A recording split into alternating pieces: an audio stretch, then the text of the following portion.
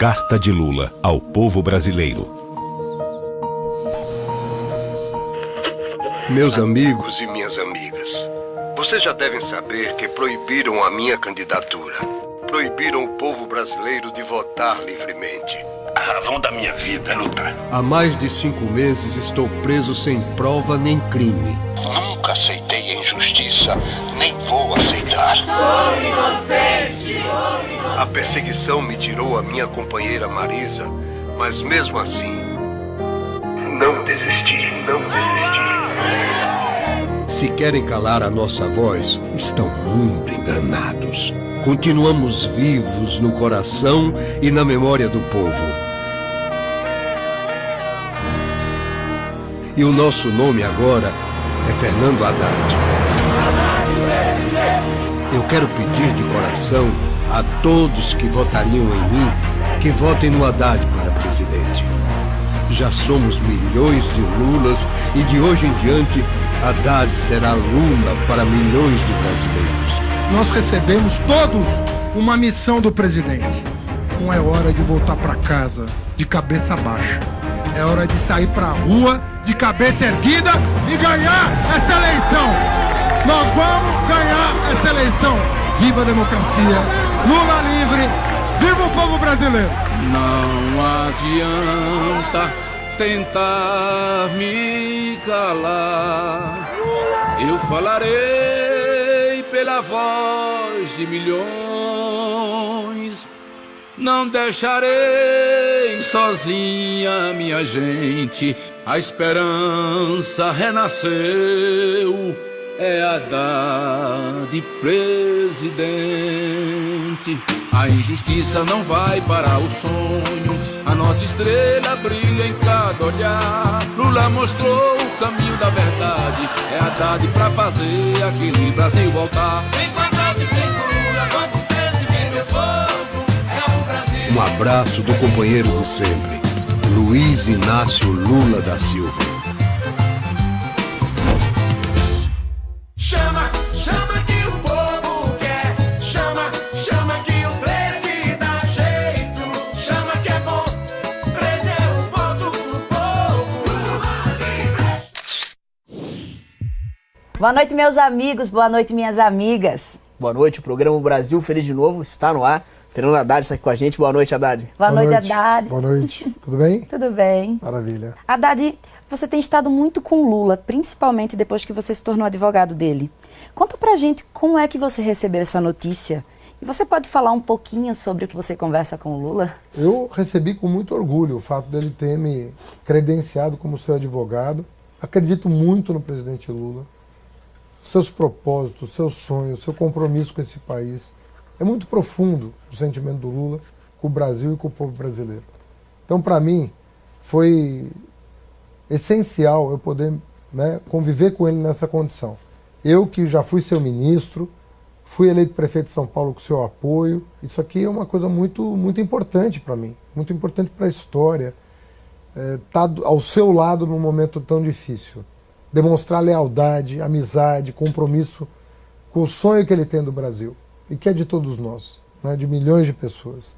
E a gente conversa sobre tudo. A gente conversa sobre a questão jurídica, que o meu papel é garantir a sua defesa, é garantir que os tribunais superiores atestem a sua inocência, que é um ponto de honra para todos nós.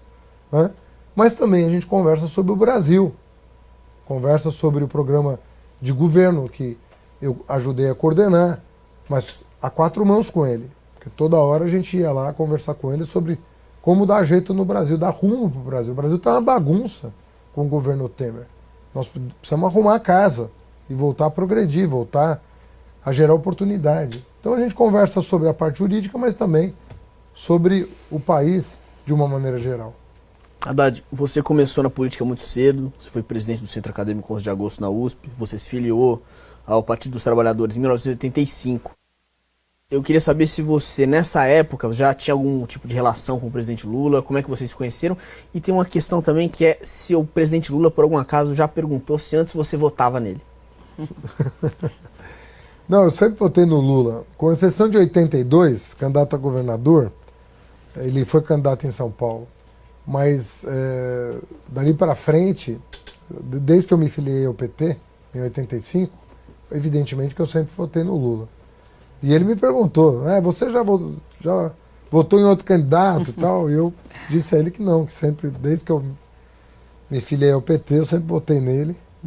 E acho que o PT e o Lula são grandes patrimônios da classe trabalhadora brasileira, um patrimônio político muito importante a ser preservado, porque é um instrumento que o trabalhador encontrou para promover os seus direitos, a sua cidadania. E quando que vocês se conheceram? Como é que começou a relação entre vocês? A gente começou a se conhecer melhor nos anos 90. E em 2003, evidentemente, que eu fui para o governo Lula, no primeiro ano do governo, e em 2 anos depois eu me tornei ministro dele. E aí a relação, não só de trabalho, como uma grande amizade nasceu ali, que existe até hoje e vai existir por muitos e muitos anos. Agora, Haddad, a gente vai dar uma paradinha na conversa para assistir o depoimento do presidente Lula sobre a revolução na educação que vocês realizaram aqui no Brasil.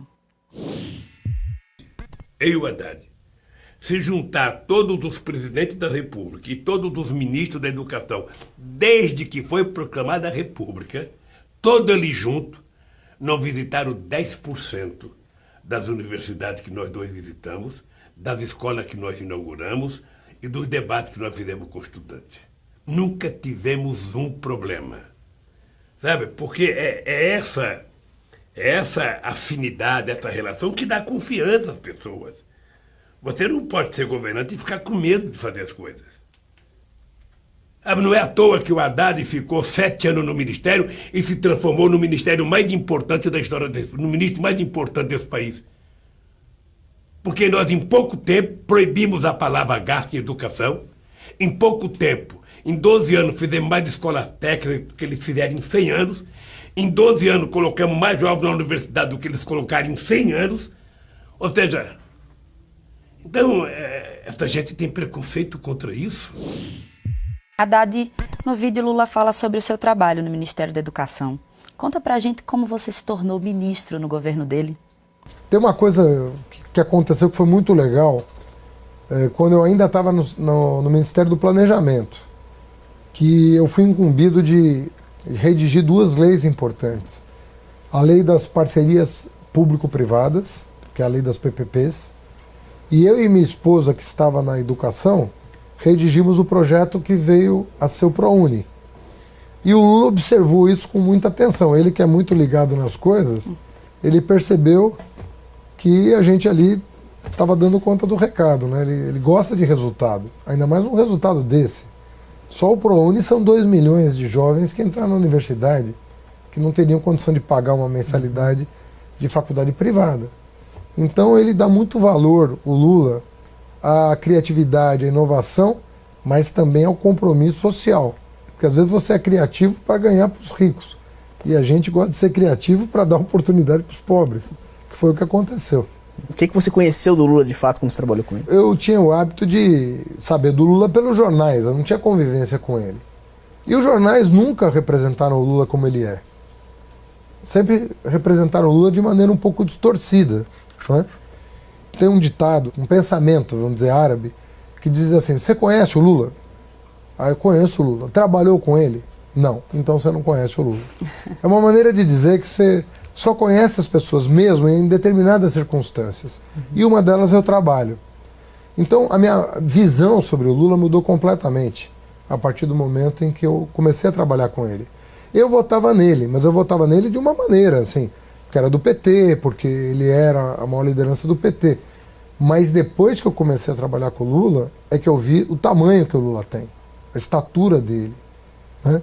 A ambição de transformar o Brasil num país mais fraterno, mais justo.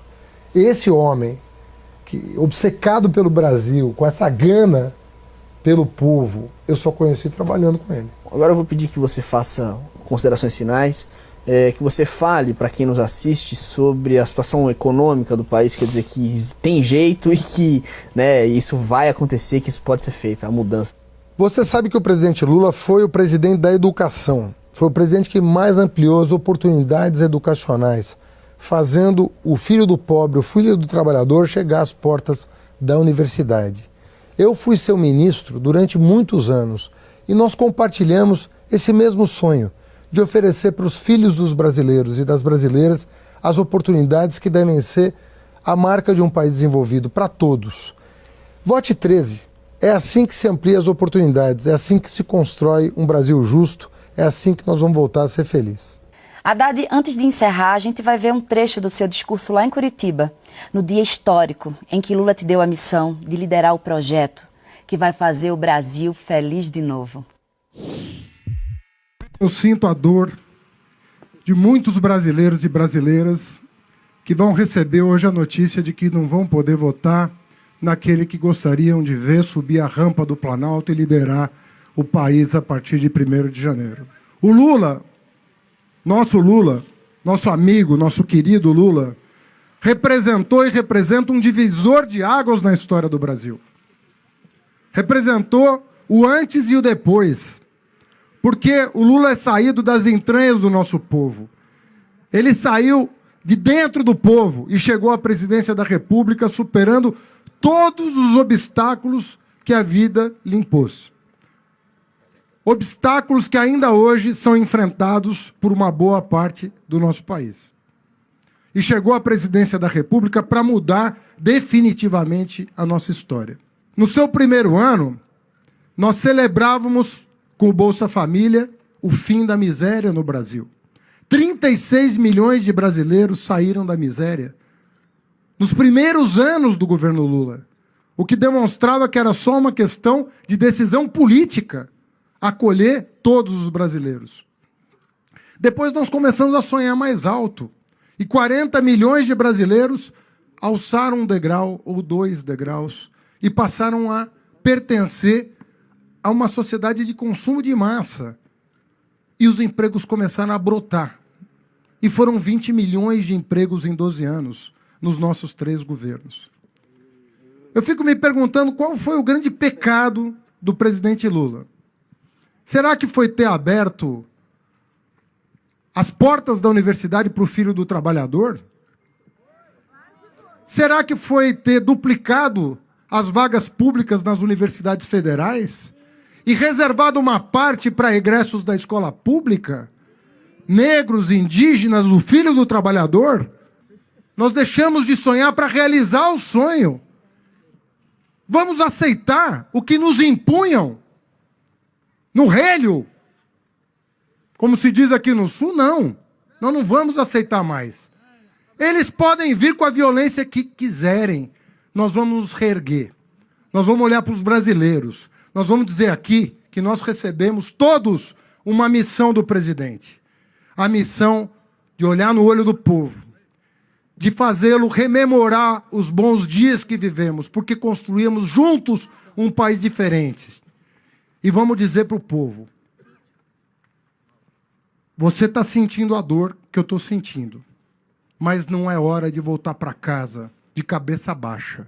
É hora de sair para a rua de cabeça erguida e ganhar essa eleição. Nós vamos ganhar essa eleição.